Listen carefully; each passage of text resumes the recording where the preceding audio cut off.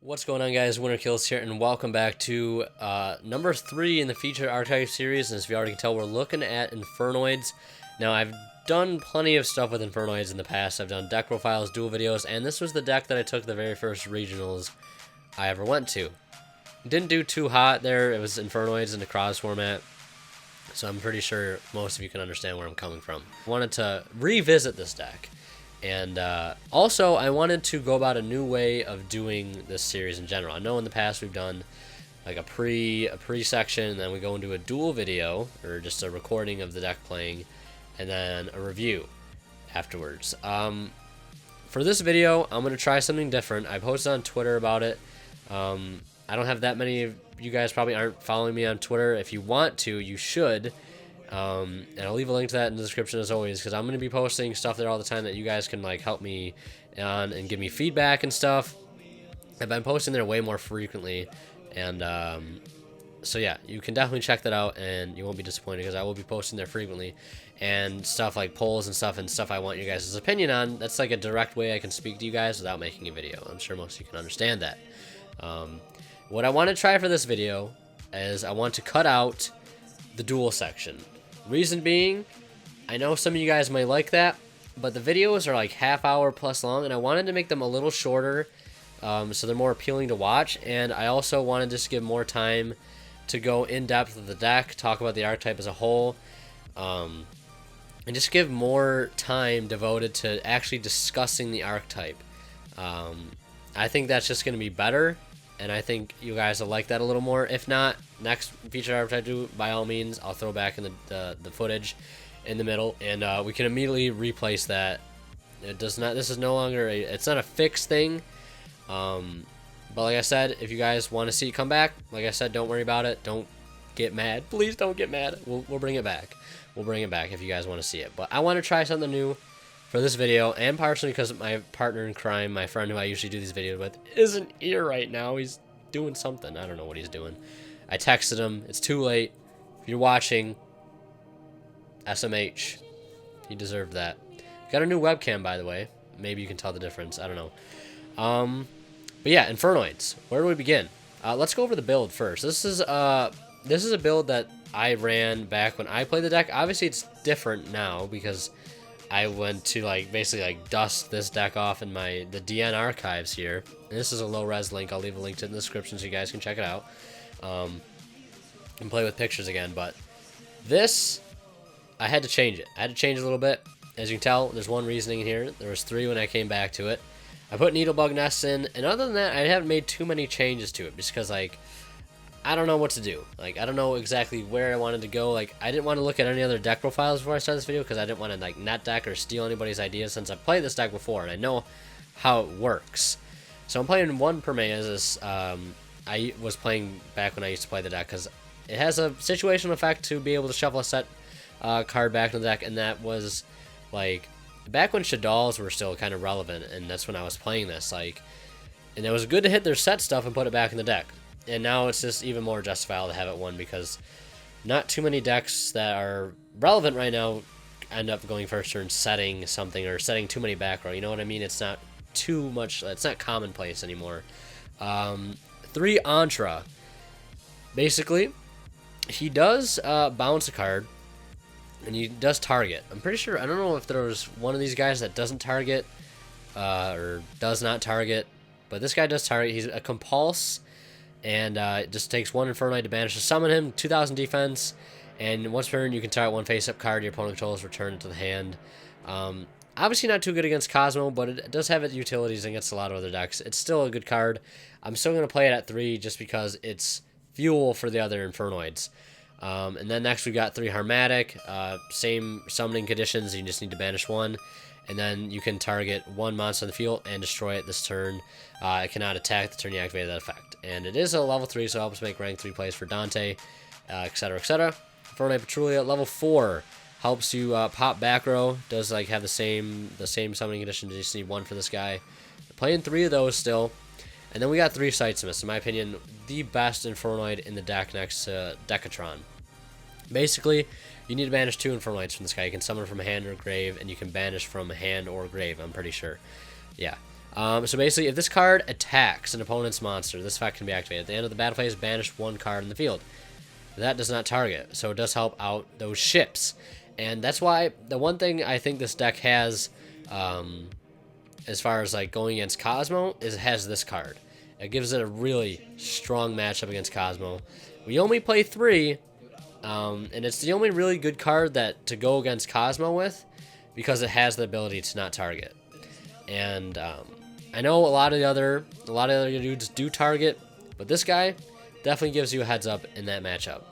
If they have anything else on their field that this guy can attack while he remains on the field, you're guaranteed you're going to get that banish effect off, and it's going to help out a lot in that KOZMO matchup, I think. And that's why, like, I think this deck is an underdog deck. I think it's like one of those overlooked decks. I think I've seen 1 or 2 profiles of this recently where this deck has topped at a regional or something, like a freak incident where this deck has topped. And that kind of sparked my interest. I'm like, you know, maybe we can revisit this deck in a featured archetype.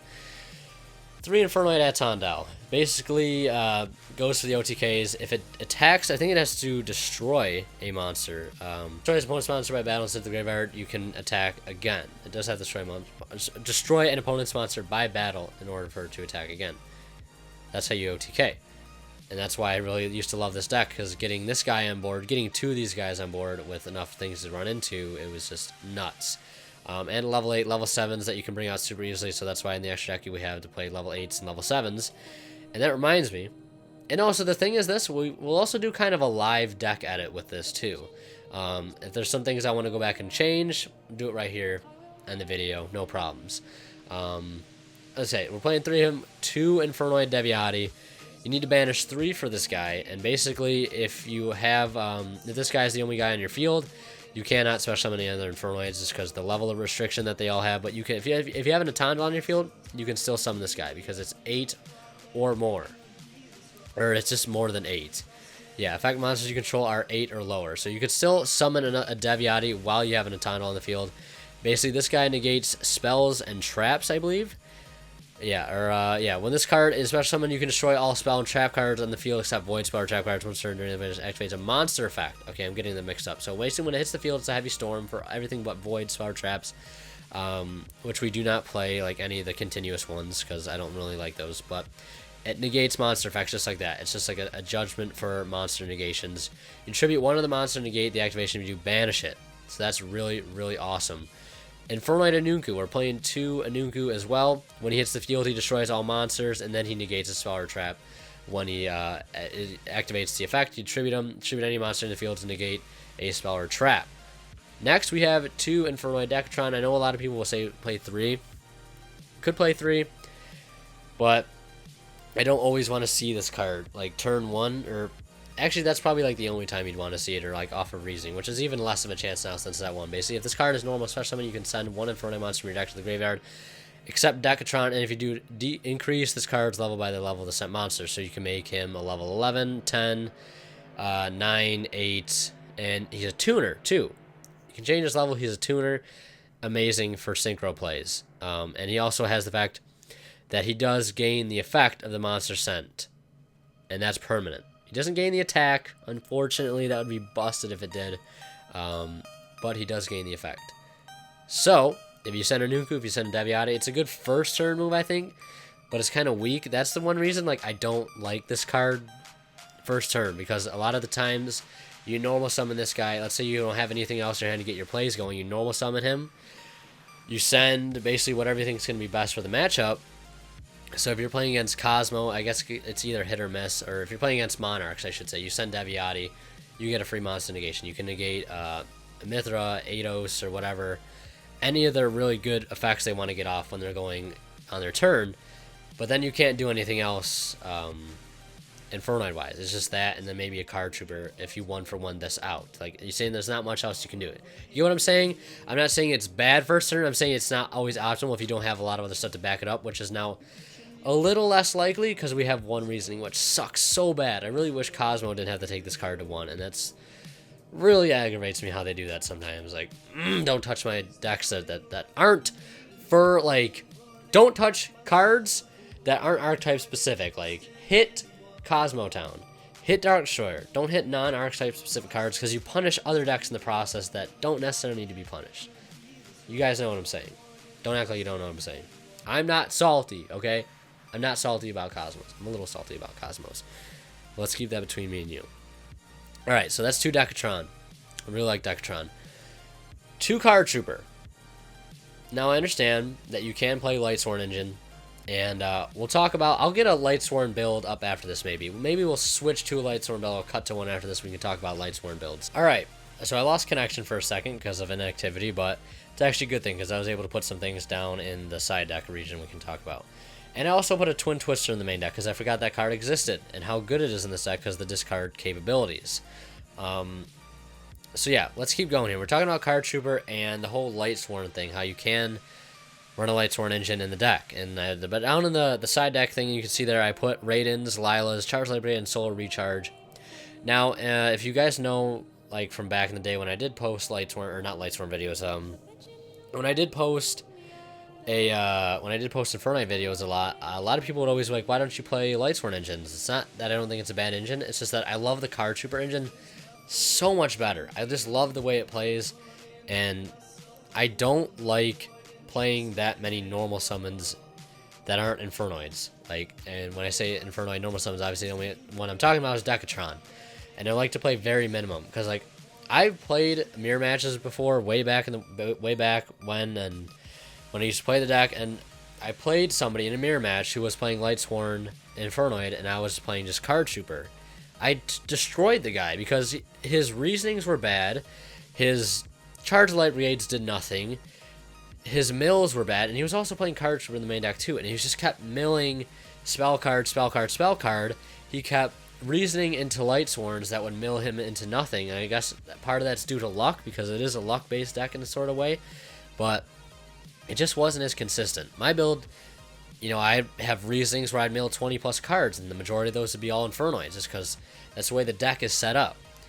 Not that I don't like Lightsworns, and I'm glad I actually got timed out because I was able to put some of this stuff in the bottom, because people will be like, why didn't you put this stuff in there? Like, I remembered. It's good. We're good. I didn't fuck up on one thing as like I usually do. But Raidens, Lilas, Charge Light Brigades would be the only ones that I really want to play. Level 4 tuner that gets to mill 4 total, really good. Popping back row with Lila is always nice, but we're playing Galaxy Cyclone and Twin Twister already, so back row removal isn't too much of a problem. And we're also playing Void Seer, which just says no to back row some of the times. Card Trooper, you mill 3, if it dies you draw, which comes in really clutch with ONUNCU, which is a great first turn play I usually like to do. Is if you normal summon your Trooper, you can ONUNCU it and get a free draw, also milling cards. So that's really, really nice first turn start. Another thing I was mentioning is I was just thinking about this. Pardon if my typing is really slow. I'm going to try to cut through some of this. A Brilliant Fusion Engine, Seraphinite, I don't know, Gemnite. So basically, if you could play a Lightsworn engine, technically, now I don't know any other light monsters that you'd want to send off Brilliant Fusion. I guess you could play Galaxy Serpent, because that would combo really well with the Lazuli, because you could add it back. And it would be a second normal summon, so you'd be able to get like a free tuner out of it. So that's actually pretty interesting. Being able to play Brilliant Fusion in the main deck, because not only would it give you an extra normal summon, so you could go Card Trooper, and then if you open double Card Trooper, hell, normal summon another Card Trooper, mill 6 cards, if they die you draw 2 cards. Busted. That's actually really cool. And if you played Lightsworns in the main deck, you could swap out Card Troopers, because I would probably just swap them out completely, just for room. And then I'd probably want to like cut out maybe Galaxy Cyclone, cut out the Red Eyes engine that I'm playing.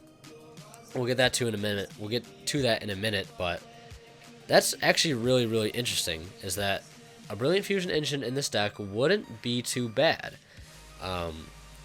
Obviously, it would have a bit of an issue when it came to your reasoning, which is so sad that it's at 1.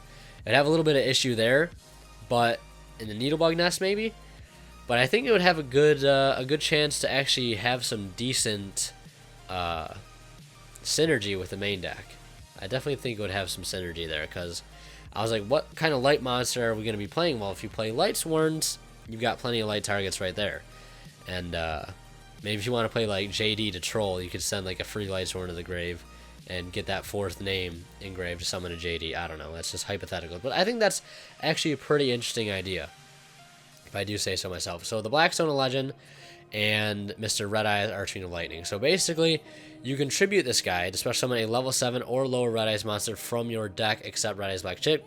If this card is in your graveyard, you can target one level 7 or lower Red Eyes monster in your graveyard, except Red Eyes Black Chick. Shuffle into the deck, and if you do, add this card to your hand. You can only use the effect of Blackstone of Legend effect per turn, and only once per turn. So you can only use one of the effects once, and only once per turn. The thing I really love about this guy is that if you reasoning into him, you can distribute him away for this guy, who's treated as a normal summon while on the field, or treated as a normal monster while on the field. So he doesn't count towards your levels, so you can get other monsters on the field and help OTK. And getting this guy, and one of these things on field, which you can do because he is treated as a normal summon, is busted. And the OTK potential right there is huge, especially if Attondel can attack twice. Also, another thing to point out is his effect when he is Gemini summoned. So you would just be like normal summon, and it would take up your whole normal summon for that turn. You can destroy all face-up monsters your opponent controls with defense lower than this card's attack. So anything with 2,500, anything with lower than 2,500 defense is going to get blown up by this thing. And then he'll start counting towards your levels. But still, amazing engine that a lot of people were really surprised with, and I was surprised with it myself. It was a little thing that I came up with on my own, and I thought it was absolutely amazing to play an engine like this. It was so good. It was always such a clutch thing to have, opening this thing first turn, normal summoning the Stone of Legend, so you wouldn't have to worry about using a normal summon for the Gemini summon because you already burned your normal summon on the Redstone, tribute it away for the Red Eyes, and then you just play like Reasoning on top of that. And then when it dies, next turn, if it dies by battle or Dark Hole or Raigeki, whatever the hell it dies by, you can use Blackstone of Legends effect to put the Blackstone back to your hand, and then put the Red Eyes back in the deck, and then just recycle it. It's amazing. It is so good. It is so good. And that's why I think it's a unique engine, and it works amazing. 2 Void Imagination. This card actually now I probably wouldn't play too much. I'd honestly rather side this thing now, and that's what I think I'm going to do. I think I'm going to take these out.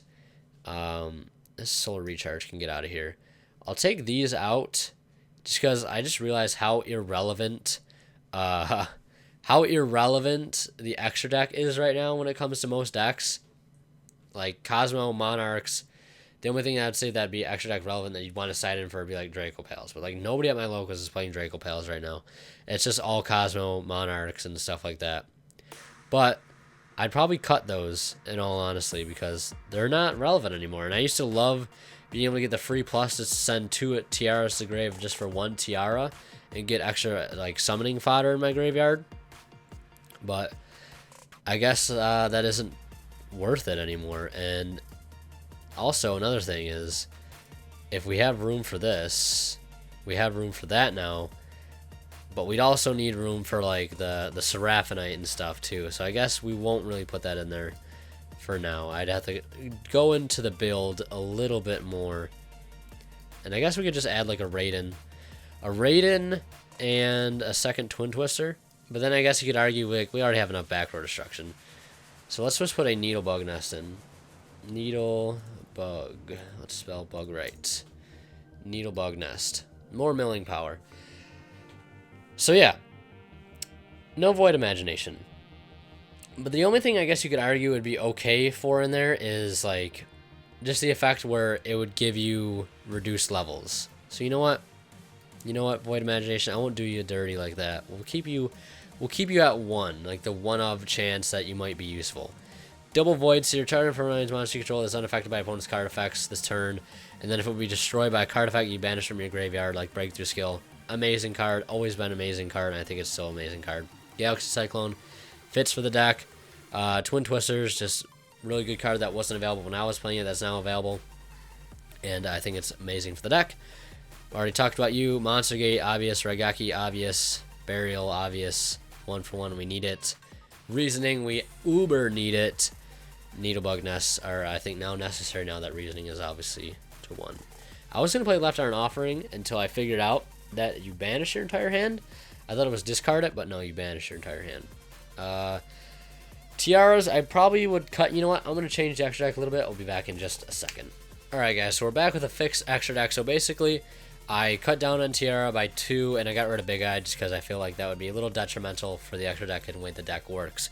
1 Star Eater, and we have Decatron, so basically our synchro capabilities are unlimited. Leo, great card. I think it's like probably the best synchro to go against KOZMO. I really love playing this card in Mermail. Trish, you can first turn Trish with this deck extremely easily with Card Trooper, HARMADIK, and a Decatron. Too easy, actually. Black Rose, Crystal Wing, I skipped over this guy. Crystal Wing, basically any level 7 synchro, and any level 1 tuner, which would play would be like a Decatron, basically. Be able to get that out, no problem. Crystal Wing, Black Rose, 2 things that are amazing to have. And then basically for the purpose of the deck and its normal summoning, like for OTK power, you need to just grab Archfiend as a Manila dude, so it would not count towards your levels. Charge Warrior, I threw this guy in because I think it'd also be helpful for Decatron if you were to go first turn Decatron and send the Permeas. That's another way you could get to him. Also, we have the Gaia Knight, Force of the Earth, right there as well. And I guess we could also play Formula in the main deck, but I'm trying to think to myself, like, there's no real convenient way to make Formula. Unless you went Decatron and Permeas, which is a very unlikely thing to happen. Because Decatron is on summon. And this card is normal or special summon. It activates the effect. So you'd have to immediately opt not to do that, which you'd be going pretty minus just for a Formula. Ixies, number 38. Divine Dragonite Felgram. Flare Ice, Flare Metal, Draco Sack, Dante, rank 3, probably best rank that we could put in here. And the Tiara, just because we do play the One of Imagination. Because maybe it goes off, or maybe we just use it for the effect to make everything we control that's original level is less than 2, I think, or 2 or more.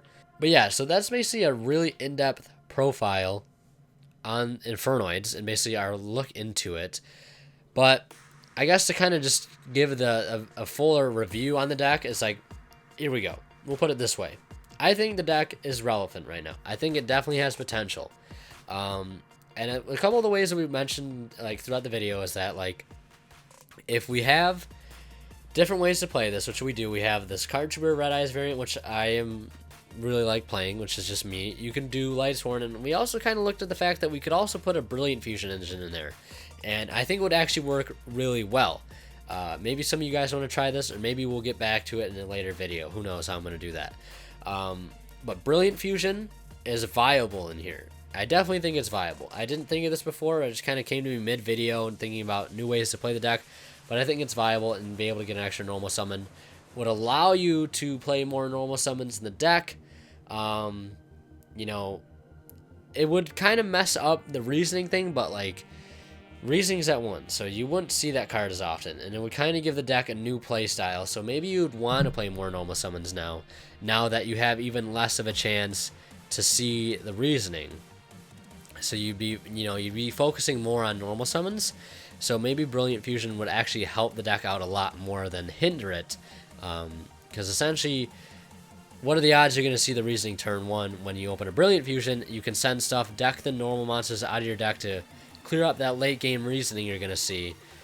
You know, hopefully you see it, and then you can get other stuff on field like a Lila, a Raiden, mill cards, synchro for an 8 synchro, like a Crystal Wing or a Crimson Blader, which, you know, now that I notice it, we're not playing any just regular straight up level 8, so we could probably play Scarlight if I can search that, or if it's 2 words, I don't even know. There's like a dash in between it. Why they put a dash? There's no dash. Alright, hold up here. Let's see if I can find this thing. I'm just going to type in red, because I don't know how they spell this thing. Scarlight. I don't know. I thought I typed that incorrectly. We'll get rid of you for now. You're kind of an honorable mention, Gaia, but yeah. Easily level 8 synchro right there, like this guy. Pretty really good card to play in the deck. This is just generically just a really freaking solid Scarlight, really freaking solid level 8 synchro to play. And like I said, Brilliant Fusion Engine, great idea, honestly. I think it definitely has synergy, like I said, to make the play style and the adjusted like environment the deck has to work with now a little bit easier and a little bit better. Matchups, I think it definitely has a great matchup against Monarchs, especially Domain Monarchs, just because you don't really give a shit about it if you can't go into the extra deck, because more often than not, you really don't need to sometimes. It might be a small hindrance, but like if they have Domain on the field, you can just summon a PATRULEA and blow it up. It's that easy. You know, it's that easy to get rid of spell and trap removal in this deck.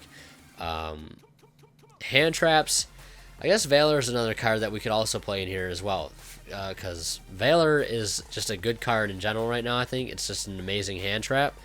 And you could also side that Ghost Reaper card, because we do main Dante, I guess, and you don't always need Dante, you know, to go into. So that card would be also helpful here. And I'm just trying to think of other things before we wrap up. Like I said, I think it has a decent matchup for KOZMO. SEITSEMAS is an amazing card, and it has reoccurability, and it has a lot of monsters that have high attack that they necessarily, like a lot of the big ships, can't get over. And that brings up another card. One card that has just came out is this new card, Drowning Mirror Forces. I've been wanting to use in so many decks. Like, I just want to pick up a place of this card and just play it in every single deck, because it looks cool. Not only does it look cool, it looks like a really sweet looking card, but it's busted. Like, look at it. When an opponent's monster declares a direct attack, you just cast out their whole field. Like, that's insane. And I think it'd be definitely good against KOZMO, just because it doesn't target, puts all their stuff back into the deck where you don't want to see it. You know, that's where you want to see it, not in the graveyard where they can just chain and banish like a Mirror Force would.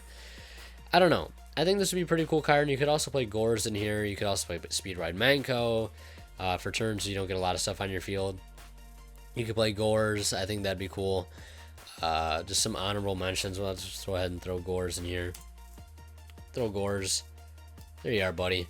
You play Gores in the main deck. I remember back in the day I didn't really want to play Gores. I never thought it was really that good of a card to play in the main deck, just because it's kind of like, you have to have nothing on your field at all.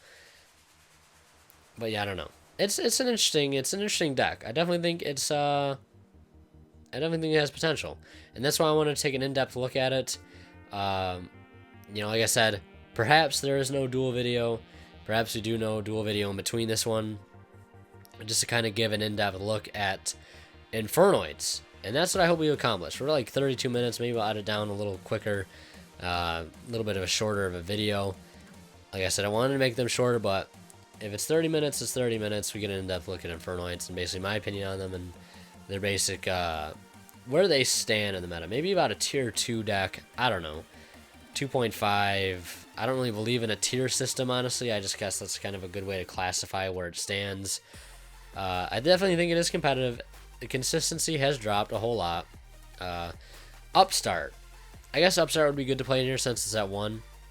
I guess that would be not a bad call to play in here. Upstart Goblin would be cool. But yeah, I think that's going to be my overall take on Infernoids. An in-depth look on the deck, the archetype itself. I do miss the deck a little bit. Maybe I'll pick it up again in the future, but no promises. Probably not going to do that. TBH. But that's Infernoids for you guys in this week's featured archetype. Well, this rendition of featured archetype. Hope you guys enjoyed. Like I said, let me know if you want to get like feedback and frequent content posts on my Twitter. Follow me there. Links in the description. I'll leave a link to the previous featured archetype we did. And like I said, let me know what you guys think. Do you want to see a dual video in the middle still? Do you guys like that? Or do you like what we did here, where we just kind of look at the whole deck, we pull out some cards here and there, and we'd be like, maybe this is a good idea, maybe this isn't. And when we kind of talk about its matchups with certain decks, or if there's anything I missed that you guys want to add in the comments, feel free to do so. I think maybe what I'm going to start doing once I get my new PC built, this will probably be the last video that I record on my Mac. I'll probably start putting comments in the video of what you guys have to say, and we'll go ahead and talk about what you guys have to say, because you guys are smart. You guys are really smart. Way better than I am in some of this stuff. And I also want to mention, I also do want to apologize for some of the duel videos. There's 2 duel videos that went up recently that were feature matches, and they were pretty atrocious on my behalf. I made some stupid plays.